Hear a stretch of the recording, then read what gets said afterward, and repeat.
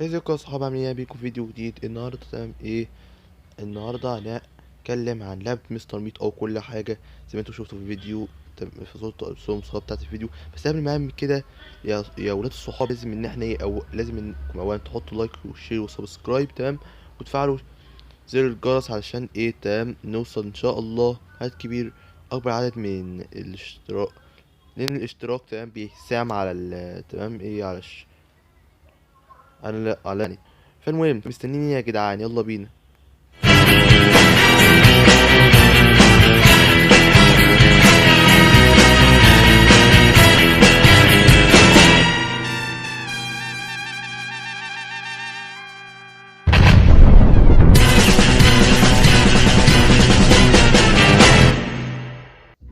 ازيكم؟ معاكم جاك عادي يعني من قناة صندوق الترفيه. ستارت الجزء الاول والتاني، بس قبل ما نخلص لازم تعملوا لايك وشير وسبسكرايب ويلا بينا.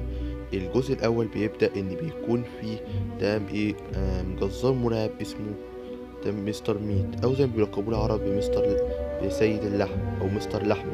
المهم فالراجل ده سبق وخطف ايه تمام بعالمة اسمها إيميليا كلارك، واخبرها ان هي تعمل على ضحايا تجارب شنيعة تحولهم لخنازير. وبعد ما بتفلح بكده على طول مرة واحدة تمام ايه بياخد الخنازير دول كلهم، وبيبدأ ان هو يذبحهم ويبيع لحمهم ويصير لحمة عادي او لحمة خنزير. لكن احنا بنيجي تمام وبنحشر مناخيرنا في اللي هو بيعمله تمام وبنفضحه. فلما بيتفضح على طول مرة واحدة ايميليا بترجع ايه تمام لل لأهلها تاني. أما بالنسبة لمستر ميت فبيتم حبسه حبسه للأبد، أو حبسه بعد عدة سنين. بتكمل قصته، بنعرف حقيقة إن مستر ميت حكم عليه بكام إيه تمام سنة سجن، وبعدها يتم إعدامه بسبب جرائم القتل الشنيعة اللي عملها ضحاياه. سواء كان بيحاول ضحايا الخنازير عن طريق العالمة إيميليا كارك، وكان بيقتلهم بعدها لما بيتحولوا للهيئة دي. وبالفعل بيتم تنفيذ الإيه عليه الحكم على طول بعد الإيه السنين اللي عادت دي كلها. وهناك بنشوف ايه تمام عيلة مستر ميت كلها، اللي كده من مراته وبنته الكبيرة وبنته الصغيرة. المهم فبيلاقيهم كلهم تمام ايه ومش عيلته بس، المكون من مراته وبنتين لا بل حتى اللاعب بتاع الجزء اللي فات، والعالم اللي هو وقف في جنبنا في اغلب مهمات الجزء اللي فات هو كمان. المهم فالجماعة كلهم بيجمعوا عشان يشوفوا مستر ميت وبيتم إعدامه على الكرسي الكهربائي قصاد عينيهم. وهناك بيلاقي أي مقدمات، وهناك بنشوف كده عملاقة قاعدة بتخبط على إيه باب قاعدة بتخبط على المراية باب اللي جنب مستر ميت علشان يتأكدوا إن خلاص يتم إعدامه ولا داعي للنجاة.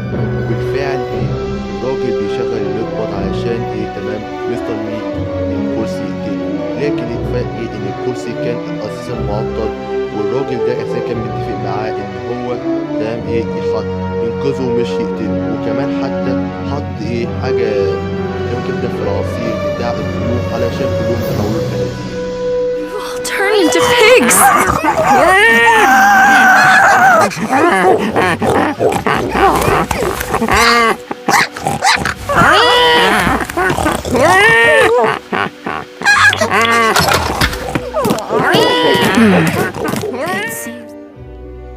بس احنا بنتفاجئ ان كل الناس من ساعه ما شربت العصير اللي كان مقدم لهم الراجل كلهم اتحولوا خنازير باستثناء واحده منهم، واللي هي اساسا البنت الكبيره بتاعت مستر ميت. بعد ما شربت العصير بعد ما شربت عصير ومجراش حاجه على طول الدنيا مشت زي الفل معاها باستثناء الباقيه، لان مجرد ما شربوهم العصير بضع ثواني على طول بلا اي مقدمات مره واحده كده اتحولوا خنازير باستثناء فهي بتقابل مره واحده كده خنزير تمام ذكي جدا وبيفكر زي العلماء وبيتكلم زي البني ادمين. وبنعرف ان الخنزير ده هو نفس العالم اللي كان بيحضر لحظه اعدام مستر ميت، لكن لانه عبقري وما شاء الله دماغ، وقال حاجه علينا ان هي دماغ جيمي نيوترون تمام العصير ده ما اثرش على دماغه، بس قال اثر على جيناته بيخليه يتحول لخنزير، لكن دماغه فلا.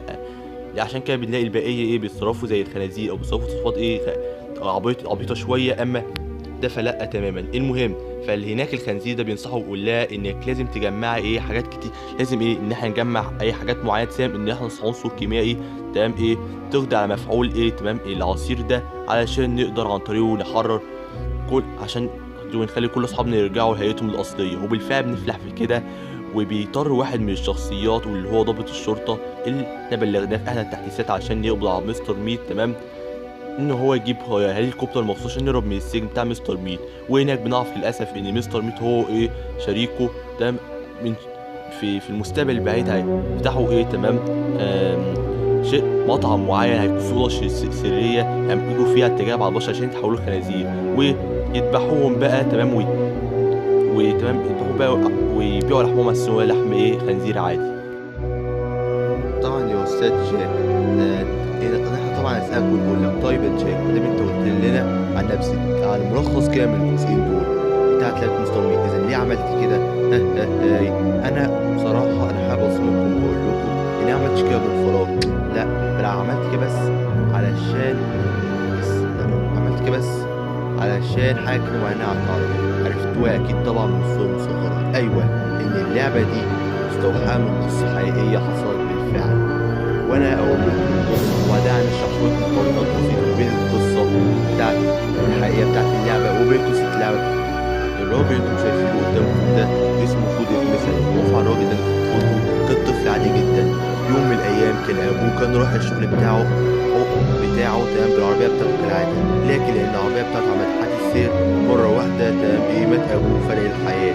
ومن ساعه ما ابنه عرف عشان الموضوع ده مره واحده كده صحته نفسيا اتدمرت وبقى بيتدمر على اخواته عادي جدا بشكل خلاه حرفيا لما يجي يعنف فيهم وامواته وامهم يسألوا تمام مين اللي عمل فيهم كده، بينكروا او بيقولوا اي حاجه بعيدا عن اخوهم الكبير اللي احسن ان هو يضربهم اي عنف فيهم بشكل شد من اللي قبليه بعد ما امهم تسيبهم ليه مره تانية. المهم بتعدي فتره على الكلام ده وجوزيف بيشتغل عسكري لدى الضباط. ويوم من الايام واحد من زمايله بيشك ان تمام صاحبهم اللي هو جوزيف بيتعاطى المخدرات وحاجات خطيره جدا من وراهم. بتعدي فتره على خدمته بالجيش وهناك بينتهي بيه المطاف ان بيشتغل جزار في محل جزاره، تمام، وبيتجوز واحده بيخلف منها بنت صغيره. كل حاجه بتكون هاديه وطبيعيه جدا لحد ما بيجي اليوم اللي غير متوقع. ويوم من الايام بيكون لسه جوزيف مثالي راجع من شغله وكان ناوي انه يطمن من كده من مراته وبنته، فانصدم لما عرف حقيقة ان هما مش موجودين في البيت، واتنرفز جامد من ساعتها. وعشان كده راح عند واحدة كده وامرها ان هي تمام تعترف في مكان صاحب مراته، تمام، بسبب المكان من اللي جرى. اصلا انا عايز اقول لكم حاجه مهمه، ان جوزيف اثناء ما هو كان بيدور على مراته بتدوير شديد فجاه لمح بين عينيه كميه من المخدرات كانت مرميه في تمام كانت متراكنه في حتت كتير جدا من اوضه مراته، فشك ان هي بتتعاطاها. فراح عند واحده صاحبتها وامرتها تمام ان هي تعترف بحاجه ترمز بوجودها. فلما مجرد ما اعترفت بالحاجه دي على طول بلا مقدمات فيها يطعنها تمام ويعنف فيها لحد ما ماتت. وفي سائق بط شاف هو بيعمل الشيء ده، فهو برضك عمل معاه نفس الحركه لحد ما مات، والاتنين خد جثثهم وعمل معاهم حركه بشعه جدا انا وهو ان قطعها تمام وباعها للناس على اساس ان دي لحمه عاديه. بتعدي فتره على اللي عمله جوزيف بالشخصين لحد ما بيجي يوم من الايام الشرطه تقبض عليه، وده بسبب ان هما بطريقه معينه في حقيقه اللي عمله في الشخصين دول، واتحبس في السجن لمده كام سنه، وبعد الكام سنه دول تم اخراجه تاني، وده بسبب قله الدلائل وصحة ان هو القاتل. وبعد ما خرج على طول عمل حركه بشعه عامله زي الحركه اللي فاتت، ان هو تمام ان هو خطف بنتين وفسد في دماغهم وذبحهم وقطع جسمهم. ولما عمل كده على طول باع اللحم بتاعهم تمام للناس، وانكر وقال ان ده لحم عادي. والناس كانت مبسوطه جدا على الاكل اللي عمله تمام جوزيف ليهم، وهم ما كانوش عارفين هو السبب الرئيسي اللي خلاه يساهم لعمل الاكل ده. المهم في يوم من الايام مخزون اللحم اللي عنده خلص، وظل مخزون معني اللحم بتاع الجثتين بتوع البنتين. المهم فلما لحمهم خلص ومبقاش الا عظمهم، قرر ان هو تمام يجيب تمام ضحيه جديده عشان يقتلها ويقطع جسمها ويبيعها لحم عادي زي ما عمل مع الجثتين اللي فاتوا. المهم فبجد افلح في كده وجاب واحده بنت وفضل يعنف فيها، لكن بتدي بطريقه معينه تنقل من التعنيف وتكمل.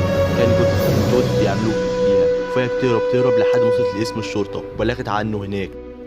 كان بيه تمام ايه، فلما الشرطه لما اكدت الشرطه بالكلام ده وكده يعني، وحاولت ان هي يخليهم يصدقوا ان الراجل ده كان بيحاول يقتلها وبتاع، فجأة مرة واحدة الشرطة بلا أي مقدمات بتقرر بجد إن تيجي لحد بيته وبتقتحم بيته وهناك بتفتشه، فبيعرف أكيد بجد إن هو تمام إيه من الجثث والعظم تمام إن كان بجد بيخطف الناس وبيذبحهم وبيع لحمهم على أساس لحم عادي أو لحم خنزير، وهناك بيتم القبض عليه وبيتم الحكم عليه بكام سنة سجن، وبيموت بعد سنين قليلة جدا. والشرطة لغاية دلوقتي مش بتحاول تحلل ايه السبب الرئيسي اللي خلاه يموت بالشكل ده.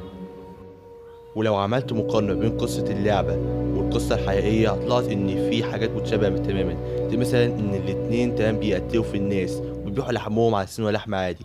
هتلاقي إنهم متشابهين من نواحي كتير جدا، زي مثلا إن الاتنين بيقتلوا البشر وبيبيعوا لحمهم على سن لحم عادي. لا اختلاف واحد إن مستر ميت بتاع اللعبة كان اولا بيجي عليهم تجارب بتحولهم لخنازير وبيقتلهم وبيبيع لحمهم ويصيرهم لحم عادي، اما كان بتاع القصه الحقيقيه كان بيذبحهم وخلاص من غير ما يجري عليهم اي تجارب او حتى يعبث في جيناتهم وبيبيع لحمهم وينكر ويقول ان ده لحم عادي. وبس دي كانت كل حاجه. لو عجبك الفيديو متنساش تعملنا بلايك وشير وسبسكرايب، يا ريت يا ريت اصل انا هموت وهيحصل الكلام ده، يا ريت بقى تعمل اشتراك ولايك او اعجاب يعني بالعربي ومشاركه بقى يا ريت، وتدعمني او تكتب لي اي تعليق، اي تعليق حلو بقى من قلبك، اي تعليق حلو بقى يا ريت يبقى يكون اخر روقان.